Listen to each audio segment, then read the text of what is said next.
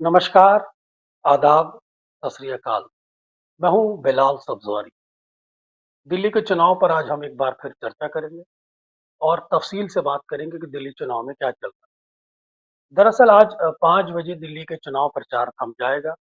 इसके बाद बैठकों का दौर शुरू हो जाएगा।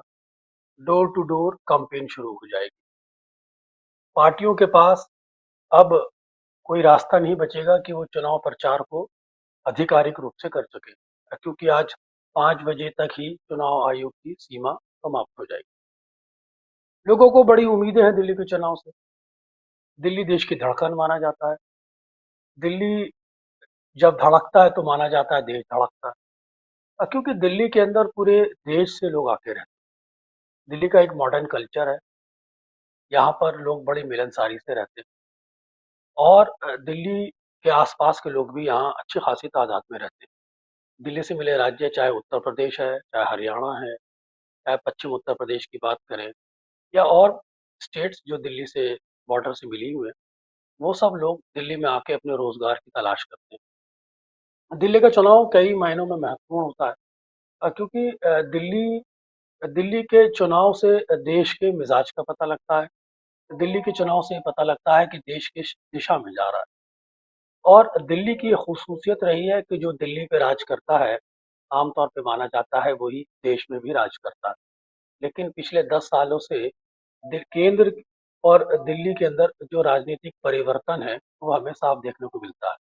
पिछले 10 सालों से यहाँ केजरीवाल हावी हैं और केंद्र में भारतीय जनता पार्टी की सरकार। मोदी जी कोशिश बार-बार करते हैं कि दिल्ली चुनाव को जीतने का प्रयास करते हैं, लेकिन पिछले 2 बार तो अभी तक भारतीय जनता पार्टी को सफलता प्राप्त नहीं हो पाई। लेकिन इस बार का चुनाव ऐसा लगता है कि केजरीवाल के लिए काफ़ी मुश्किलें खड़ा कर रहा है। Prime prime minister Narendra Modi अपने एक नए क्लेवर के अंदर है। उन्होंने जिस तरह से दिल्ली चुनाव में एक डबल इंजन सरकार का नैरेटिव दिया, दिल्ली चुनाव को केजरीवाल के पैटर्न पे सुविधाओं से जोड़ा। दिल्ली चुनाव के अंदर सुविधाओं के मुकाबले समस्याओं को खड़ा किया। ये प्राइम मिनिस्टर नरेंद्र मोदी की कार्यशैली और उनकी राजनीतिक परिपक्वता, या कह सकते हैं कि राजनीतिक कुशलता, या ये भी कह सकते हैं कि पॉलिटिकल स्मार्टनेस है, जो वो चुनाव को बदलने में बहुत ज़्यादा कामयाब रहते हैं। प्राइम मिनिस्टर नरेंद्र मोदी देश के एक ऐसे पॉलिटिशियन हैं जो बहुत ही व्यावहारिक पॉलिटिक्स करते हैं, बहुत ही पॉलिटिकल फ्लेक्सिबल भी माने जाते हैं। हालाँकि केजरीवाल भी कुछ कम नहीं। केजरीवाल भी नरेंद्र मोदी को 2 बार परास्त भी कर चुके हैं, भारतीय जनता पार्टी को परास्त कर चुके हैं और वो दिल्ली के चुनाव को बहुत ही स्मार्टली लड़ भी रहे हैं। लेकिन अक्सर ये होता है कि हर बार आपकी दाल नहीं गलती, हर बार आप कोशिश करते हैं, लेकिन इस बार जो भारतीय जनता पार्टी ने अपने नैरेटिव को एस्टेब्लिश किया है, वो वाक़ई काबिल-ए-तारीफ़ है। ये बहुत सारे लोग ऐसे हैं कि जो भारतीय जनता पार्टी की राजनीति से, भारतीय जनता पार्टी के विचारों से भले ही सहमत ना हो, लेकिन जो वास्तविकता है, जो सच्चाई है, उसको हमें स्वीकार करना चाहिए। एक राजनीतिक पार्टी के रूप में अगर सिर्फ़ भारतीय जनता पार्टी को देखें, तो उनका पॉलिटिक्स करने का अंदाज़ बिल्कुल अलग है। दिल्ली का चुनाव जब शुरू हुआ था, जब टिकट वितरण हो रहा था और जब ये माना जा रहा था कि दिल्ली के अंदर भारतीय जनता पार्टी कौन अपना सीएम देगी, उस वक़्त तक किसी को भी आइडिया नहीं था कि भारतीय जनता पार्टी आप पार्टी के इतने क्लोज़ आके खड़ी हो जाएगी। प्रारंभिक दौरों में तो ऐसा लग रहा था कि केजरीवाल इस लड़ाई में बहुत आगे हैं और उनसे कोई मुकाबला नहीं कर सकता। वोट प्रतिशत के एतबार से भी केजरीवाल और भारतीय जनता पार्टी में 7-8% का वोट प्रतिशत का अंतर था। ये बात ठीक है कि भारतीय जनता पार्टी पिछले 10 सालों से अपना वोट प्रतिशत लगभग मेंटेन करती आई है और केजरीवाल भी 19-20 के फ़र्क के साथ अपना वोट बैंक मेंटेन करते आए हैं। लेकिन केजरीवाल की सीटों में थोड़ा-सा परिवर्तन आया है, वहीं भारतीय जनता पार्टी की सीटों में थोड़ी-सी बढ़ोतरी हुई है। लेकिन पिछले 10 साल के चुनाव में हम देख ही रहे हैं, सबको हमें मालूम है कि कांग्रेस उतना अच्छा परफ़ॉर्म नहीं कर पा रही, लेकिन इस बार कांग्रेस ने भी अपनी कदम खूब बढ़ा रही है। अच्छा कैंपेन कर रही है, राहुल गांधी, प्रियंका गांधी, कांग्रेस पार्टी का संगठन बहुत अच्छा प्रचार कर रहे हैं। अगर टेक्निकल टर्म में देखा जाए, तो ये चुनाव बुनियादी तौर पर कांग्रेस की परफ़ॉर्मेंस पे ही निर्भर करता है। लेकिन पिछले कुछ दिनों की अगर हम बात करें, तो जिस तरह से चुनाव के दौरान हमें परिवर्तन देखने को मिला है। चुनाव के दौरान हमें बहुत उलट-फेर देखने को मिला है। चुनाव के दौरान हमें अपने नैरेटिव बदलते देखे हैं। चुनाव हमने पार्टियों की ग्रिप को मजबूत और ढीला होता देखा है। चुनाव के दौरान जिस तरह से हमने देखा है कि केजरीवाल पर एक अच्छा खासा दबाव आ गया है। एक दौर हुआ करता था कि केजरीवाल अकेले चुनाव स्मूथली जीत लिया करते थे। लेकिन अगर आप कुछ दिनों की बात करें और ये चुनाव अपने अंतिम चरण की तरफ है, क्योंकि आज जैसे मैंने पहले कहा कि 5 तारीख को 5 बजे आज इसका प्रचार थम जाएगा। तो अगर कुछ 1 सप्ताह पहले की बात करें तो आप देख सकते हैं कि 8 विधायक जो आप पार्टी के टूटे, तो उसने एक एक चुनाव के अंदर एक नई नई नया कोण पैदा कर दिया, या कहिए नई दिलचस्पी पैदा कर दिया, कि ये एक नया परिवर्तन पैदा कर दिया। वास्तव में विधानसभा चुनाव में केजरीवाल ने जो अपने 20 विधायकों के टिकट काटे थे, उन्हीं विधायकों में से 8 विधायकों ने भारतीय जनता पार्टी का दामन थाम लिया है, और बचे 12 विधायक, उनका क्या रुख होगा, वो किधर जाएंगे, वो किस तरह से कैंपेन करेंगे, भारतीय जनता पार्टी के साथ थोड़ी देर बाद चले जाएंगे, थोड़े समय बाद चले जाएंगे, अपनी पार्टी को डैमेज करेंगे, ये तो देखने वाली बात है। लेकिन जो 8 विधायक भारतीय जनता पार्टी में शामिल हो गए, तो यो तो यकीनन भारतीय जनता पार्टी के पक्ष में ही कैंपेन करेगी।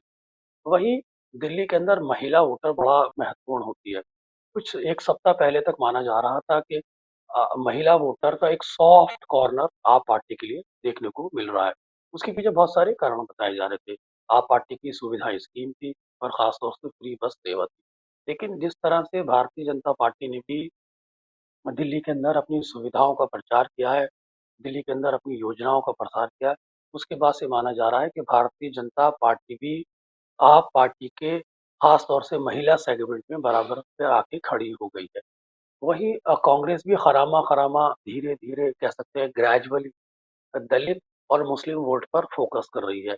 कांग्रेस एक आइडियोलॉजिकल बैटल पे चुनाव लड़ रही है, जातीय समीकरण पे चुनाव लड़ रही है, सामाजिक सामाजिक समानता के नैरेटिव पे चुनाव लड़ रही है, सांप्रदायिक ताकतों के विरुद्ध चुनाव लड़ रही है, और आरक्षण देने की बात करी। तो जिसके चलते ये माना जा रहा है कि कांग्रेस के साथ एक दलित फैक्टर जुड़ा हुआ है, मुस्लिम फैक्टर जुड़ा हुआ है, ओबीसी फैक्टर जुड़ा हुआ है। हालाँकि अगर पर्टिकुलर ओबीसी फैक्टर की बात करें तो उसमें एक नया और एंगल आ जाता है, एआईआईएम, मजलिस-ए-इत्तेहादुल मुस्लिमीन। उसके चलते मुसलमानों का वोट खास तौर से माइनॉरिटी डोमिनेटेड सीटों पर, मुस्लिम बहुल सीटों पर थोड़ा डिवाइडेड होता हुआ नज़र आ रहा है। कुछ लोगों की प्राथमिकता आप बनी हुई है, कुछ लोगों की प्राथमिकता कांग्रेस है, तो कुछ लोगों की प्राथमिकता इमोशनल कार्ड पर एआईआईएम बनी हुई है। इसके चलते माइनॉरिटी कंसोलिडेट होकर एक तरफ नहीं जा रहा, माइनॉरिटी में डिवीजन है।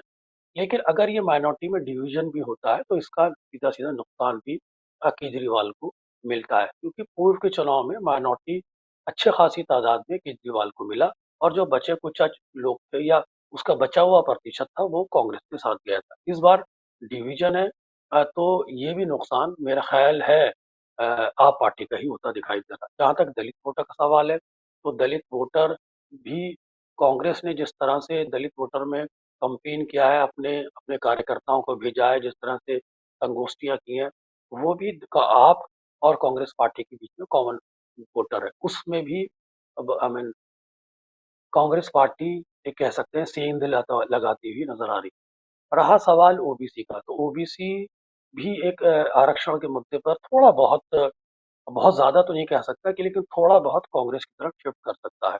तो ये कॉमन वोट है जो आप और कांग्रेस के बीच में माना जाता है, और इसी को ही आमतौर पर दिल्ली का स्विंग वोट भी मानते हैं। तो ये स्विंग वोट अगर ये कांग्रेस की तरफ मुड़ गया, तो जो कॉमन वोट के चलते आप और कांग्रेस के बीच में उससे बहुत बड़ा नुकसान आप पार्टी को हो सकता है, और जिसके चलते भारतीय जनता पार्टी को बहुत बड़ा एडवांटेज मिल सकता है। आमतौर पर ये माना जा रहा है कि पिछले चुनाव के अंदर जो कांग्रेस को वोट मिला था, 4.2% उसकी मात्रा थी। लेकिन इस बार कुछ विशेषज्ञों का ये कहना है, ये विश्लेषण जो कर रहे हैं लोग, खास तौर से पॉलिटिकल एक्सपर्ट, और मेरा भी मानना है कि कांग्रेस इस बार अपने वोट बैंक में थोड़ी बहुत बढ़ोतरी करेगी। मैं इसको 4.2 से 6.5 तक मानता हूँ, लेकिन विश्लेषक जो है वो इसको 8% तक आंक रहे हैं। एक मटीज का जो लेटेस्ट ट्रैकर सर्वे आया है आज, उनका ये कहना है कि ये प्रतिशत 8% तक जा सकता है कांग्रेस का वोट बैंक। अगर ये 8% छू लिया तो फिर आप यकीन जानिए कांग्रेस भारतीय जनता पार्टी और आप पार्टी के बीच में फिर वोट अंतर नहीं बचेगा। दोनों बराबर के बराबर मुकाबले पे लड़ जाएंगे और जिसमें हैवी कैंपेन के चलते, स्ट्रॉन्ग कैंपेन के चलते, प्राइम मिनिस्टर के चेहरे के चलते, सुविधाओं के चलते या आप पार्टी की एंटी इनकम्बेंसी के चलते भारतीय जनता पार्टी को बहुत बड़ा एडवांटेज मिल जाएगा। इसलिए मैं बार बार इस बात को कह रहा हूँ कि केजरीवाल को ये स्विंग वोट एक करंट लगा सकता है। वही केजरीवाल भी बड़े चातिर पॉलिटिशियन है। वो 25,000 रुपए की जो छूट का बार बार ऐलान कर रहे हैं, लोगों को समझाने की कोशिश कर रहे हैं कि अगर आपने कमल पे वो बटन दबा दिया, कमल को वोट दी या भारतीय जनता पार्टी को वोट दी तो आप 25,000 की सुविधाओं से वंचित हो जाएंगे और फिर ये 25,000 रुपए आप अपने बजट में मैनेज नहीं कर सकते। ये किसी तरह भी आपके लिए बहुत मुश्किल पड़ेगा।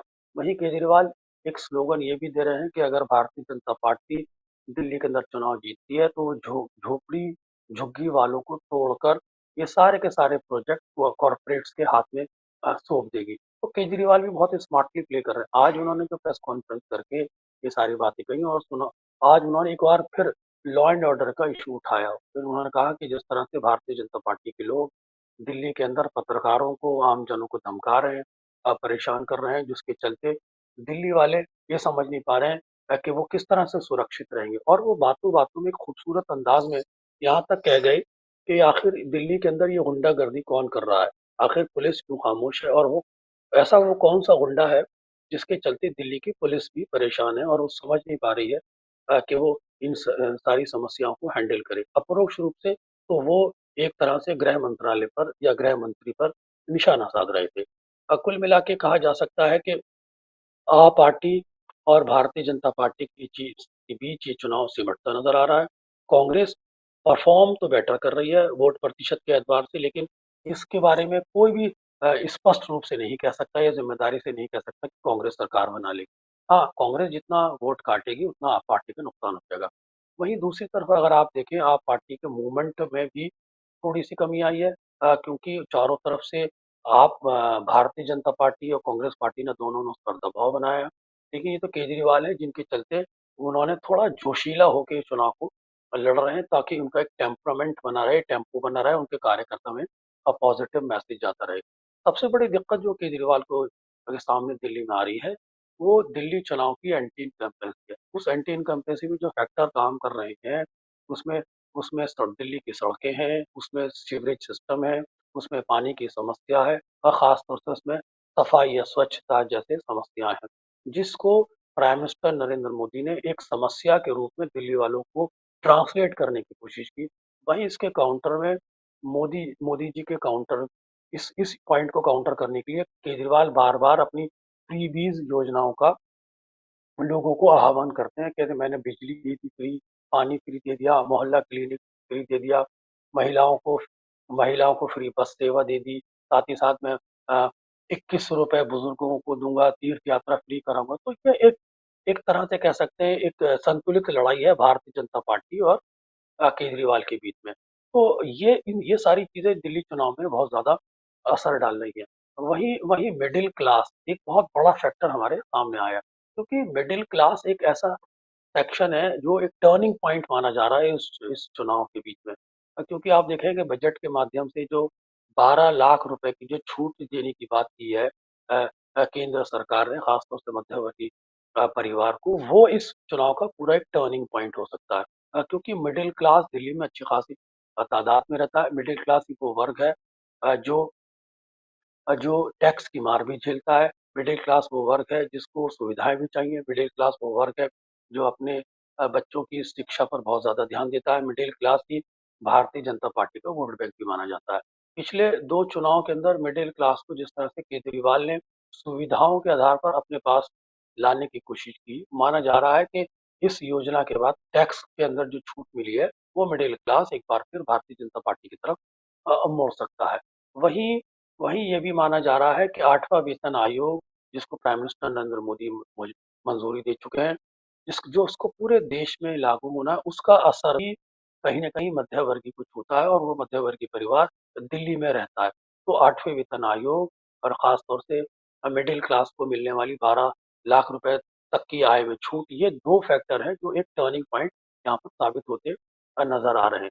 वहीं योजनाओं के एतबार से तो दोनों पार्टियाँ एक-दूसरे के सामने खड़ी हैं। स्विंग वोट का जहाँ तक सवाल है, तो स्विंग वोट के अंदर भारतीय जनता पार्टी और आप पार्टी के बीच में बुनियादी तौर पे झगड़ा है, लेकिन इसमें तो थर्ड फैक्टर कांग्रेस का जो जुड़ गया है, वो बहुत एक अंडरग्राउंड प्ले कर रहा है। देखना है कि कांग्रेस किस तरह से चुनाव में मर्ज करती है और किस तरह से वो स्विंग वोटर को छूने की कोशिश करती है। नाराजगी काफी है बिजली पानी और सफाई को लेकर दिल्ली वालों के अंदर, ये बात फैक्ट है। लेकिन वहीं सुविधाओं ने भी उस पर बहुत ज्यादा एक एक बोझ बना, उस सुविधा छोड़ना भी नहीं चाहता। तो उसके अंदर भी एक कशमा कश है। जो मैटीज का लेटेस्ट सर्वे बता रहा है, उसका ये कहना है, जो आज कई टेलीविजन चैनल्स ने दिखाया भी, उसका ये कहना है कि मैटीज का जो सर्वे में, तो भारतीय जनता पार्टी को 30 और 36 या 35 के बीच में सीटें मिल सकती हैं और वहीं केजरीवाल को 35 और 40 के बीच में सीटें मिल सकती हैं। अभी चुनाव 5 तारीख को होना है। आज चुनाव प्रचार थम जाएगा, डोर टू डोर कैंपेन शुरू हो जाएगा। दोनों पार्टी ने अपनी पूरी ताकतें झोंक दी है और चुनाव इतना करीब आके खड़ा हो गया है कि इसमें जो इस समय थोड़ी बहुत भी गलती करेगा, वो चुनाव को लूज कर जाएगा। और जो इस चुनाव में मौजूदा वक्त को संभाल के चलेगा, अपनी इलेक्शन पर ग्रिप बना के चलेगा, अपने अपने कैंपेन को मजबूत करके चलेगा या अपने संगठन के माध्यम से ज्यादा वोटिंग करा लेगा, उसकी जीत इसमें संभव हो सकती है। जो बुनियादी फैक्टर इस चुनाव में काम कर रहे हैं, वो मैंने सभी आपके सामने रखे। और दिल्ली का जो चुनाव होता है, कई मायनों में महत्वपूर्ण भी होता है। देखिए, डबल इंजन की सरकार का जो नैरेटिव था प्राइम मिनिस्टर का, उसको काफी स्वीकारा जा रहा है। एक माइंडसेट है कि भाई, जब केजरीवाल को काम नहीं करने देते, जब केजरीवाल काम नहीं कर पाते, उसका रीजन भले ही भारतीय जनता पार्टी हो, तो क्यों ना भारतीय जनता पार्टी को लाया जाए, क्यों ना डबल इंजन सरकार से यहाँ एडवांटेज उठाया जाए। लेकिन वहीं केजरीवाल भी इस पूरे चुनाव को एक साइको फेयर से जोड़ देते हैं। एआईएम भी इस चुनाव में उतरी हुई है और वो भी माइनॉरिटीज के बीच में बहुत हैवी कैंपेन कर रही है, लेकिन कुछ ही सीटों पर उसका असर देखा जा रहा है। वहीं अगर आप दिल्ली चुनाव पे पड़ने वाले बाहरी फैक्टर्स की बात करें, यानी कि अगर आप देखें कि दिल्ली चुनाव में ऐसे कौन से फैक्टर हैं जो बाहरी रूप से इसमें काम कर रहे हैं, तो आज संसद के अंदर वक्फ बिल का इंट्रोडक्शन की बात आई थी। तो वक्फ बिल अगर इंट्रोड्यूस होता है और अगर कांग्रेस उस नैरेटिव को बहुत मजबूती से उठा रही है, तो हो सकता है वक्फ बिल के माध्यम से थोड़ा बहुत एक बार फिर वोटों का रुझान दिल्ली के अंदर मुसलमानों के बीच में कांग्रेस की तरफ हो सकता है। तो वो भी आप पार्टी का ही नुकसान है। तो ये वो फैक्टर काम कर रहे हैं। और खास तौर से कुंभ वाला इशू है जो उत्तर प्रदेश का, जिसमें संसद कई बार ठप की गई है। टेम्परेली विपक्ष ने उसमें कई बार अवरोध पैदा किया। उन सबको फैक्टर भी कहीं ना कहीं दिल्ली चुनाव से जोड़ के देखे जा रहे हैं। विपक्ष पूरी तरह उत्तर प्रदेश की मुख्यमंत्री योगी आदित्यनाथ पर निशाना साधे हुए और मैसेज देने की यहाँ कोशिश कर रहा है कि वो यहाँ पे चुनाव कैंपेन करने आए थे। लेकिन वहीं भारतीय जनता पार्टी वक्फ के इशू पर भी थोड़ी संभल के चल रही है। लोगों का कहना है कि भारतीय जनता पार्टी इस वक्फ इशू को अगले सेशन में डाइवर्ट कर सकती है। लेकिन लेकिन ये चुनाव इतने ज्यादा प्रभावित नहीं होता, जो दिल्ली के अपने जो लोकल मुद्दे हैं या दिल्ली के अपनी अपनी जो बुनियादी सुविधाएं हैं या दिल्ली के अंदर स्वास्थ्य, शिक्षा या अन्य बहुत सारी समस्याएं, पोल्यूशन की लेकर समस्या, ट्रैफिक जाम की समस्या है। ये सारी समस्याएं हैं जिसमें लॉ एंड ऑर्डर भी एक समस्या है। तो अगर आप दिल्ली की सड़कों की बात करते हैं, पानी की बात करते हैं, तब तो ये केजरीवाल के विरुद्ध खड़ा हो जाता है। लेकिन जब आप लॉ एंड ऑर्डर की बात करते हैं, तो ये भारतीय जनता पार्टी के विरुद्ध में जाके चुनाव खड़ा हो जाता है। लेकिन जैसे मैंने आपको पहले ही बताया कि टर्निंग पॉइंट सबसे इम्पोर्टेंट होता है, स्विंग वोट बहुत ही महत्वपूर्ण होता है। आने वाले समय में अपने कार्यकर्ता के माध्यम से आप किस तरह वोटों को घरों से निकाल के पड़वाते हैं, उस समय आपका संगठन बहुत ज़्यादा काम करता है। आप डोर टू डोर कैंपेन कैसे करते हैं, आप साइलेंट होकर वोटर को किस तरह से निकालते हैं, आप लास्ट मोमेंट पे वोटर को किस तरह से कॉन्फिडेंस में लेते हैं, ये सब चीज़ें भी आपके चुनाव पर बहुत ज़्यादा असर डालती हैं। लेकिन कुल मिलाकर अगर आप दिल्ली के चुनाव को देखें, तो भारतीय जनता पार्टी ने इस चुनाव को बहुत ही क्लोज लाके खड़ा कर दिया है। आप पार्टी की जो पिछले बार 6% वोट पर बैंक वोट प्रतिशत का अंतर था, इस बार भारतीय जनता पार्टी ने उसे बिल्कुल कह सकते हैं 19-20 का बना दिया। बहुत क्लोज आके खड़ी हुई है भारतीय जनता पार्टी, और इसमें कांग्रेस अगर थोड़ा बहुत भी जंप ले गई तो केजरीवाल को करंट लगना लाजिम है, या स्विंग वोट किसी तरह भी किसी के आप पार्टी से हटकर कांग्रेस में चला जाता है, तब भी भारतीय जनता पार्टी को एक लाभ मिल सकता है और केजरीवाल को बहुत बड़ा नुकसान मिल सकता है। वहीं केजरीवाल इस चुनाव के अंदर इलेक्शन कमीशन, खासतौर से चुनाव आयुक्त राजीव कुमार को भी मुसलसल मुद्दा बना रहे हैं। वो बताने की कोशिश कर रहे हैं कि इलेक्शन कमीशन कहीं मेरे विरोधी पार्टी भारतीय जनता पार्टी को फेवर करता तो नजर नहीं आ रहा। वो बार-बार इस लोगों को इस मुद्दे पर सचेत करने की कोशिश कर रहे हैं कि कहीं election commission Bharatiya Janata party के पक्ष में तो नहीं खड़ा हो रहा, वो इसको मुद्दा बनाने की कोशिश कर रहे हैं। लेकिन बुनियादी तौर पर इलेक्शन कमीशन व्यावहारिक रूप से इलेक्टोरल पॉलिटिक्स में एक चेतना का विषय है, एक लोकतंत्र के अंदर चेतना का तो विषय है, लेकिन इलेक्टोरल पॉलिटिक्स को बहुत ज़्यादा प्रभावित नहीं करता। लेकिन ये बात है कि एक फैक्टर सिम्पैथी का ज़रूर केजरीवाल के साथ जुड़ जाता है। तो महिला वोटर खास तौर से वही, और वहीं वहीं 12 लाख रुपए तक की छूट, अ, साथ ही साथ 8वां वेतन आयोग, और इन बदलती परिस्थितियों के चलते भारतीय जनता पार्टी केजरीवाल के बहुत क्लोज आके खड़ी हो गई है, और अंत में ये कह सकते हैं कि ये चुनाव किसी तरह भी हो सकता है।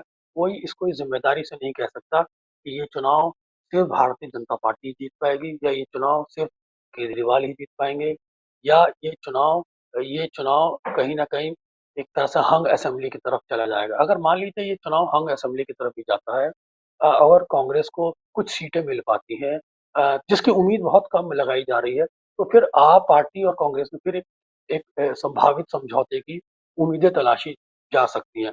लेकिन जिस तरह से भारतीय जनता पार्टी ने आप पार्टी के विधायकों को पोचिंग की है, वो एक बहुत बड़ी खतरे की घंटी बना हुआ। आप पार्टी पूरे चुनाव के अंदर बड़ी असहज महसूस कर रही है, क्योंकि वो कई फ्रंट पे लड़ना पड़ रहा है उसको। एक तरफ उसके पीछे कांग्रेस लगी हुई है, दूसरी तरफ प्राइम मिनिस्टर नरेंद्र मोदी की जो हैवी कैंपेन होता है, बहुत स्मार्ट कैंपेन होता है, बहुत एग्रेसिव कैंपेन होता है, वो साथ-साथ निरंतर काम कर रहा है। भारतीय जनता पार्टी संसाधनों से आई मीन कह सकते हैं कि रिच पार्टी है, भारतीय जनता पार्टी के पास पैसा भी है, भारतीय जनता पार्टी के पास प्रचार के संसाधन भी है, भारतीय जनता पार्टी का संगठन भी बहुत ज़्यादा मजबूत है। तो इन सभी परिप्रेक्ष्य में अगर आप बात करते हैं, तो भारतीय जनता पार्टी भी इस चुनाव को किसी तरह भी हल्के में नहीं आंका जा सकता। हाँ, अगर कांग्रेस ने प्रारंभिक रूप से इस चुनाव के अंदर कोई तीव्रता पकड़ी होती, और जहाँ ये चुनाव आज आके खड़ा हुआ है, जिस तरह से अंतिम समय में कांग्रेस ने अपना गियर अप किया है, अगर ये गियर अप कांग्रेस पार्टी शुरू से कर लेती, तो यकीनन इसमें वोट डिवीजन के चलते भारतीय जनता पार्टी को स्पष्ट बहुमत मिल जाता। लेकिन अभी भी ये चुनाव बाइपोलर चुनाव बना है, कुछ सीटों पर ये चुनाव ट्रायंगुलर ज़रूर नज़र आता है, लेकिन लड़ाई सीधी-सीधी परसेप्शन की है। परसेप्शन में आप कौन किस पे हावी होता है, लास्ट परसेप्शन में आप किसी तरह जब डी में गोल बॉल लेके पहुँचते हैं, तो इसको फाइनली गोल में कैसे कन्वर्ट करते हैं, किस तरह से आपकी टीम मैनेजमेंट काम करता है, किस तरह से आपके अंदर कोऑर्डिनेशन रहता है, किस तरह से आप अपना टेम्परामेंट नहीं खोते, किस तरह से आप नैरेटिव पे फोकस पूरे तरह से होके लड़ते हैं, किस तरह से आप विपक्ष की चालों को समझते हैं, किस तरह से आप इस चुनाव के अंदर अंतिम मोमेंट में कौन सा सरप्राइज गिफ्ट देते हैं, किस तरह से आप अंतिम मोमेंट के अंदर अपने चुनाव को ऑर्गेनाइज करते हैं, ये सब इन चीज़ों पर निर्भर करेगा। कुल मिलाकर दिल्ली का चुनाव बड़ा दिलचस्प होता जा रहा है। अगर दिल्ली के अंदर भारतीय जनता पार्टी जीतती है, तो लोकसभा के बाद जिस तरह से उसने महाराष्ट्र के अंदर, हरियाणा के अंदर अपने नैरेटिव को मजबूत किया था, वो दिल्ली में चुनाव जीतने के बाद यकीनन एक एक मजबूती की तरफ आगे बढ़ेगी, जिसके चलते वक्फ बिल को भी बहुत स्ट्रांगली अपनी मंशा के अनुरूप वो पास कराना चाहेगी। वहीं अगर इस चुनाव के अंदर केजरीवाल जीतते हैं, तो केजरीवाल आने वाले समय के अंदर इंडिया गठबंधन के घटक दलों के अंदर लॉबिंग कर सकते हैं। वो कांग्रेस को एक सेकुलर नैरेटिव पे घेर सकते हैं। वो कह सकते हैं कि कांग्रेस मेरे हरवाना चाहती थी, कांग्रेस मेरे को ये दिल्ली चुनाव के अंदर भारतीय जनता पार्टी से मिली थी, वो कांग्रेस की सेकुलर छवि पे हमला भी कर सकते हैं। जिस तरह से उन्होंने राहुल गांधी पे हमला किया, जिस तरह से उन्होंने राहुल गांधी को भ्रष्टाचारी बताया, भारतीय जनता पार्टी को तो झूठा पहले से ही बताते आए हैं, अपने आप को दूध का धुला बताते आए हैं। तो कुल मिलाकर केजरीवाल भी चुनाव अगर जीतते हैं, तो उन वो भी राष्ट्रीय राजनीति को प्रभावित कर सकते हैं। लेकिन मौजूदा समय के अंदर एक जो अंतिम समय में जो जिसे कहते हैं जो साँस थाम लेगा या जो सचेत हो जाएगा, जिसकी आँखें नहीं झपकेंगी, वही इस चुनाव में बाज़ी मार लेगा।